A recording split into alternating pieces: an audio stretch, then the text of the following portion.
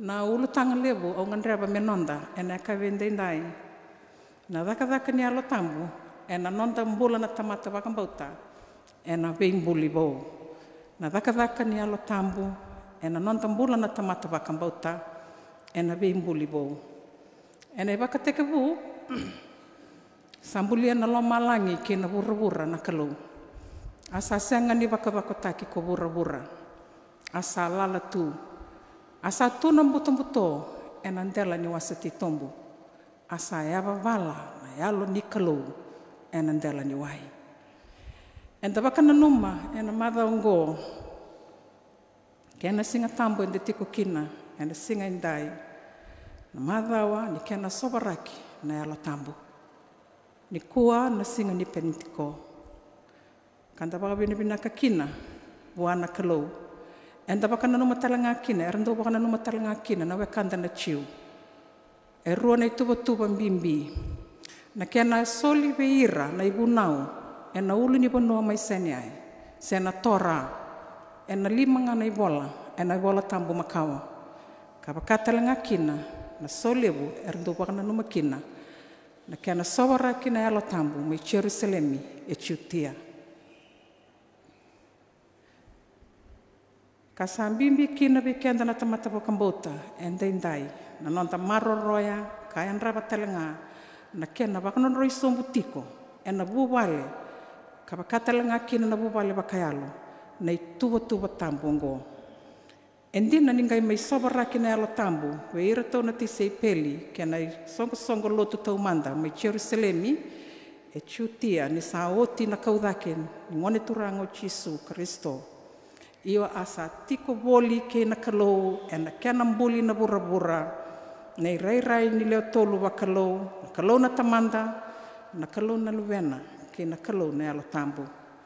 mai na lala ke na buto sa teke bu me wakambasi kati na mbula kasambimbi weekenda na bebe kani na buwale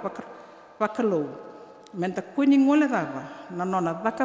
ni veimbuli ena nonda mbula enda rongo dene singa levu ni kua ena nona wakamatala takatiko na italtala na liu ni tambana ni mbula raramba taltala sitive ni kua na sema na kena vise mati na yalo tambu me wakanga endona tama sendona tina wana luwena kanda wakawola katakina na irai ni takataka ni yalo tambu ena nonda mbula yandundua kena nonda mbula ni vitokani na mateni wakasama ungandreba meo wasia weekenda na kavendendai morongoda nandomona wakamulmulu mutakiko ka vangolea na yalomu bua morongoda nandomona wakamalmulu mutakiko ka vangolea na yalomu bua na lesoni e wiliki weekenda ena kavinikua e talano tekikina nanonro wi talano ko Jesu ke nandona tamata vir na farisi ko Nikotimo e alako mai wei Jesu e nambongi senga ni lako mai na singa e na ngauna ni mbuto e na ngauna talanga e senga ni ndua e na reita na nona lako yani me laki vivo saki ke na turanga ko Jesu Kristo senga i tiko mai na nona garaba mai e sona taka mana e na wase rua minta lesu tale na wase rua lesu tiko mau Jesu e na nona garaba e sona taka mana e ndua na taka mana e na wakamau mai kena ena asa wakalili ka ukida kina na wai me waini ni saoti na waini ni kanamiti ni wakawati oya kasotale na bonobi volkate la ko bolikino Jesu ni oti na nona tiko boli mai kena kalili etale ni tukuna na waserua niongo na ipakateke bu ni taka mana kasava karaite ki koekina kena nona yukuku arsava kambo tukuna na waserua na tikini tini kandua asava kambauti koya ko irato na nona tise peli asava ole katalanga kina na ngauna ni kanavata ni lako sibia e lako sombu ki Jerusalemi me tiko ena sole butambongo era leo bunga era vakantinata na edana era lako tiko ena madha oya era sarango talatinga o te mai na ngarabi ni kia na viso taki na wai me waini a dhuru ki na wali sore nta kila wawina kana itala noia e ra tiko na tamata e ra viboli tiko e na loma ni mbai ni wali soro a rarao na eloi chisu a wakatombo i dhuta kana nonra te veli ni boli taki a koutou koe ndona na iwaru mbeka me temburaki rakina wakatala ira mai na wali soro e ana ngona watatik ngaya nona lesu tiko mai a sa mengarabi sara na solevo ngo na solevo ni lako sivia ka levu na tamata e sara ida mai na vika e sa waka e dora tiko ka sa teke vutalanga mera wakandinata na vika e tukuna ka wakataki lawe ira e na nona tiko voli mai Jerusalemi ia e na mbongi o ia na nona tarongi chisu e na mbongi a lako kina o Nikotimo a wango na nona vosa wana ngone turango Chisu Kristo wakabubuli ke to sakila ni ke muni sala ko mai wana kalo me wakabubuli ni sa senga endua na tamata e da kabarao na veka manongo ke baka e sa senga ni tiko bata ke na kalo weekenda ni daronga daya we ia umanda au wakandetaka ni Nikotimo a sarongo da tiko mai veir na tamata arere sare da talenga na vika sa waka edora tiko mai na ngone turango Chisu Kristo na nona vosa e da boto ko Chisu ngai tukuna bango ko ve Nikotimo endina au sa kai ve iko ke waka sa senga ni sudu tale na tamata e na senga ni rei darao na mata ni tu ni kalo au wakambauta ni a senga ni tukondei o Nikotimo e na singoya ni sa waka e wala titiko na lo mana kene lona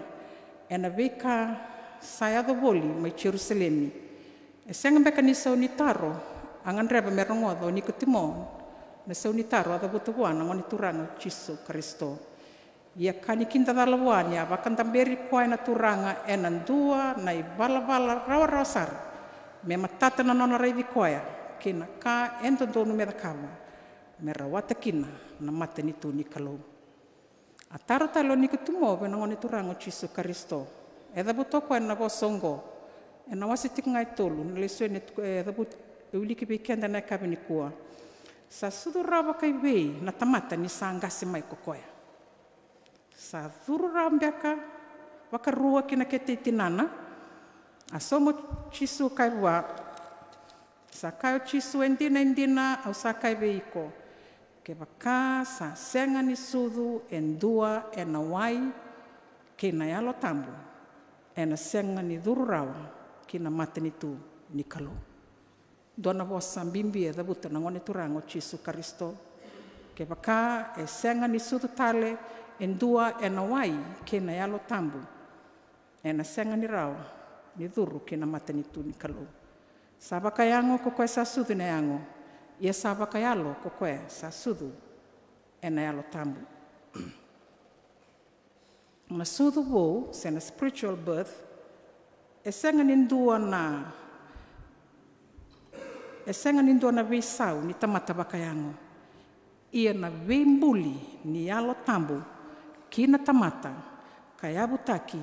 e na nona wakambauti Chisu Kristo. Me uli ka talamanta vikianta na kabini kua na sudu wo se na spiritual birth to be born again e senga ni dona visau ni tamata wakayango ia na vembuli ni alo tambu ki na tamata kayabutaki e na nona wakambauti Chisu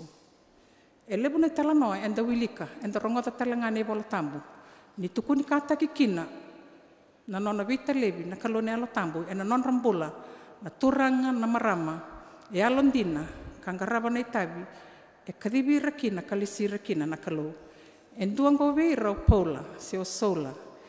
e matata pakabinaka na kena italano weekenda e na vika e waka e dhora o Paula se o sola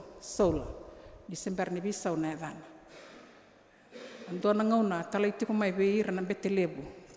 me lako sombu ki tamasiko me laki waka e dhora na takataka nindou laki baka saura rataki laki baka tadani ka rale bisu talanga mai na tamata baka mbauta na ngona ya sa teke bu ya pa balatiku na alo tampu ni kalu sa tete na lotu. Me waka enda rongoa na daka wasindua tiki ne walu sa tete na lotu. Sanga italai tiko sola me laki kautira maingo. Me laki waka me bisukira me kaules talmai Jerusalem. Ia ngai ndua na kanga ia dua ena nona lako. Ena ngauni sala itamasiko. Sember ni ave ni na bono ndon me adukina sa telebi ko endo na rara malibu. Mai lo malangi. Tukune talano anda sakilabi na kai lutu, atombo iduki na ngele. Sanga tabu tala ko na bosango turanga na taba. Ni sa wakaba biau Angai tukuna wango na ngoni turango Jesu Kristo. Nantomo ngai rong tukuna wango na taba na buno ko santo wakadadani ukina. Ia nabi kau nganrepa me wasea ni sa lutu tuna turangongo ena ngauni sala. Sangai sengani rawa ni reda indonaka. Sa tu dake mai nabi ka ndon mele ki pakai dora nabi talai non ran betelebu saya lekia. Sa sengani reda indonaka. Ia nangono batoya sa tukutuku na alo tambu wa indona turango ananayasa. Ananayasa indo talangana tise peli tiko mai tamasiko sa tukuni be ananayasa mena lako sombu mena laki reidi sola sa lako sola pakuriana noni lako sa sengani rai na matani meado kita masiko na pika indon mela kita kaba sa sengani rawa balateni sa takos na kalu ena tola ni ngoni sala ia sa tukutuku ne alo tambu be ananayasa mena laki televi sola ena vanua saba ka tiko kina ena nona vale ndona turanga na dano chutasa mena laki tarai koya me laki masulaki koya merania dobi koya nambula daba bini bina kana kurni talanoya ni sarongo ta ananayasa ni sabo sebuana kalo o kwanga ipakai erere o koya nikilango na turanga nona vaka nando bisukir na tamata bakambauta mai Jerusalem ena esa sa baka chutia na besa ni Samaria na pano era songo ni kin na tamata bakambauta yana nona vaka ena bitala ni Betelebu ya rabaga bini bina kataka na kalo ni takosa na kalo dai bosa talangana lo tambu be ananayasa melako o koyongo sa tuo tina nongo inaki membaleti koya ena kauta na ngau tukutuku beira na kai be matani tutani atu da ko ananayasa arongoda na ndomoni alo tambu na nona mbula arere asenga ni be alako ni kilani roni bisugi ko o sola ia tu da ke kalako lako na vale ni chutasa ia nangono bate semberni ado kino ananayasa o kina vale ya sama stali tiko ngau sola na nangono masu tiko kina sabara ita katalanga bi kwa na yalo tambu nindo na turanga sabaro lako tiko mengo bua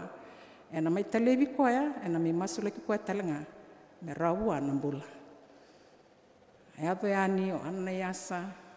laki tarai kwa ya masu laki kwa ya itu kuni ni lutu mai baka surya matana na kai baka na barnika ia sa reira wa tale o sola o te tolu na singa sa reira wa tale o sola tabaka binaka na daka ni kalona ya lo tambu ena non rambula sengwalenga ni non rambula na tamata era bola nei bola tambu tamata baka mbota e daka tale tinga ena non tambula kede o kenda enta barongo tiko ena kabini kuwa kanta baka binaka ni kalona ya lo tambu me baka na lesoni senga ni kilana banuela ko mai kina sena banua na ade ni kina yenda rongoda tiko ngana ndomona ninda ndolabi kenda bua ena kori kenda ena tukun talanga weekend na ka enda ndon menda bakai dor o sabi bangolena non da bakasama na bubale bakayalo ena ka vende ndai menda rongoda na yalo tambu ni bose tiko weekend na bengona e rongo marlua kanda ubakatakila weekend na bikandina na vika binaka na vika ndondonu na vika sabsava me la vetikina na mbula ni be tokani bakayalo ena bubale ena mata be kani ena banoni dakadaka kena lotu ena ndaungeti kenda kokoya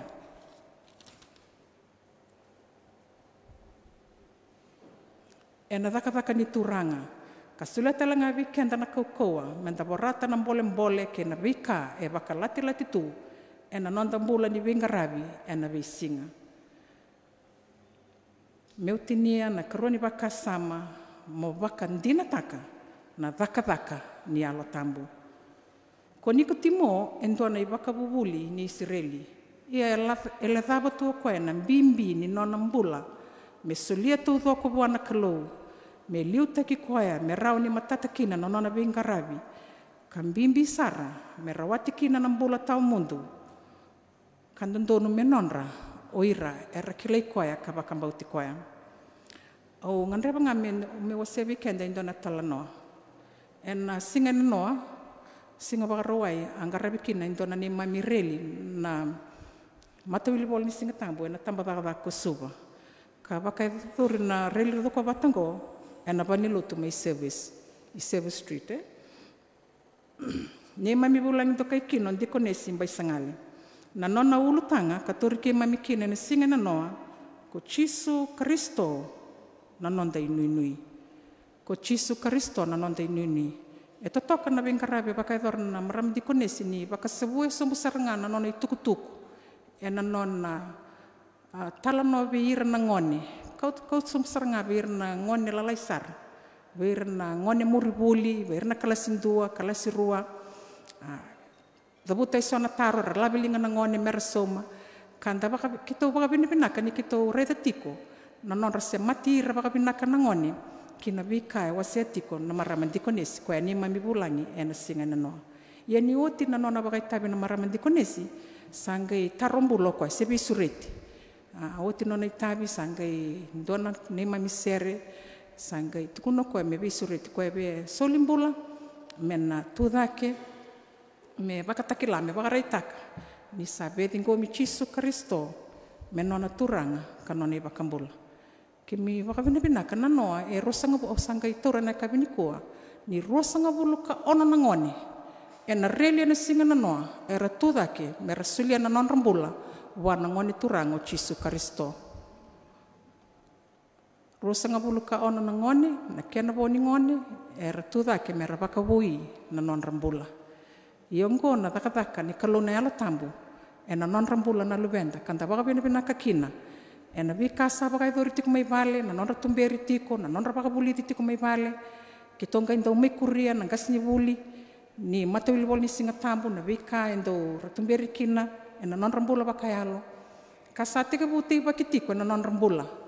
ningai bakayadori na kadhi na singa na no era satu da ke ngone dina era ngone lalaisar ia au bakambauta ni na kalone alo tambu sa taka na non rambula au ngandre batalanga meu talano weekend ena kavinikua au sangani awangai na numa mengai me wase weekend na kavinikua ia wase bakalelai ena mataka veir na ngone na matawili bola ni singa tambu au bakabina kakina ena balabuni nongumbula tikumai asenga pakandua nyo tikuni alo taka na tikinongo ia au bakabina ni baungeti au na kalone alo tambu me no wasenga indona nongu tukutuku leka sara ngoni ronga na bewekani ena kavendendai ngono taka ni alo tambu ena nona bimbuli bo au tarati ko indona bola ni tamangu e volati ko kina na nona itukutuku kau nangandreba me no wili ka weekend ena kavinikua e vati ko ngona kena ulutanga e kanirarawa au ngai me wili ka tunei bolongo salenga na tamangu salenga na maramatinangu ia au sanga mi maro e ko tamai nungu koro me mararo tiko viau takanikua o se parau takatiko nungu leso ni bitumbere na matakanikua ngai bakai tukuni mai viau mo bangara talmanda nei bolongo kau nuitaka ni na bure bakasama kana bi bakaungeti weekenda na be akani na kavendendai na kena ulu tangatiku na ni to singa ni sudu bakayalo na be tamani ke to sasanga ni mula taparawa na bongi bakadirloma na kalima ono sanga bulu kawalu bongi ni singa tambu wala kana dio na kaloko ni sabuno tiko e na vanilotu na centenary ka bakarau tini tiko na nono ibunau ko Dr. Akbar Heg adabuta na nona vosa ni bisureti kau bakila bakayau ni tarayau endona kau buni awamani tuva ke nga bakayau salavata ke na tuturu ni waini matangu endina nga ni kito andambi tiko bakabitamani isau na maramatinangu tiko iloma na lube kirau o siliva senga yamba kilima tiko Au kinta nalani sa revi rau talanga na vitinani ni kito sa tu dak tu ena singoya. Sando na singa ni beisau. Na vei bakabui ni alo tambu ena ni tombula. Me kito tori koe matua. Ka koa me sa ni toi bakambula turanga. Kai liu ni nei tombula. Kina daka bakabuwale ke denga. Kito sa teke pukunea endua na mbula bo. Ka a senga bakandua ni atu liu. Gona I vola ni tamangu ka vola. Memba leta na ni tu solimbula bakabi tamani. Ena loma sarangani bali lotungo. Awa seti ko bir na ngone na mataka ni kua. Abi ngono ndo ndambi tiko kina na patikir na ngone ndo taronga tiko turanga. Ibe na bonongo wa ndambi tiko kina. Ena nongo asinga yang bakilima awa tuta ke kina kena marama tinangu kena turanga tamangu me kito solimbula. Be kemuni. Ye bola tiko kena kalima ni singa na bolome ambaki ono sanga bulu kawal. O bambote ni lele bobe kemuni na ngone ni sember ni sutu kina. Yenta baka binaka yana daka ni alo tambu ena non tambula da baka binaka takakina na kalo ke sata kaba be yau ena da kaba be kemuni na bororongo tiko mai na be bono da bangao ni tiko kina koko ni alo tambu senga ni ndakilana bono ela ko me kina sena banua me la ko ni kina non daru itabi mendaru rongo di koya ka bakaliu di koya ena non da rumbula au tinia tale ena non to ena kabini ko weekend na be kani na non dai bota na tamata bakambota na yalo tambu na non dai bota na tamata bakambota na yalo tambu ni osa solimbula be Jesu Kristo ya na kai sole weekend aru na kalu na yalo tambu lebu ke weekend dan dona numatu mentana laki garapa intona baka lebu mbeka na masu sena lutu mengai sobara katal na kalu na none alo tambu weekend seng na ngau nga o dingomi Jesu kina me nomu turanga ka nomu bakambula ya na nomu bota e bota weekend aru na kalu ninda sa tamata bakambulai senta sudubo sa nondari bota na alo tambu endaru san rengati kina ena buku ni nondaru bakambota sayanga menta bakatula wataka bakabinaka na nondan dingi ena kabini kua lebu weekenda sambalabu mai nei tostoso ena loma ni lotu me bakata kini kitimoe o koya e turanga nonda na faris sambalabu tu mai na bingarabi sesenga tungai pakai bo tale bua ni satu kuni koya tale na ngoni turanga Jesu Kristo bi koya sandono menta bakatula wataka bakabinaka na nondan dingi ena kabini kua lebu weekenda ndambalabu nonde lako ia nonde lako ni dola ko belatai sayanga menta bakandei taka ni sasuleo oti na kalo weekenda nona kokoa menta tingoma menta lako bolikina kanta bakatete talanga na wekai ngandrema na kalo sei kwana kena tukuni katakiani na nona loloma we ira keda ngana tamata mera rawata na mbula belatenia lako mai ngoni turango Jesu Kristo mera rawati kena na mbula tau mundu me denguba na kalo na nonda bosa sawa sei weekenda ena kabini kua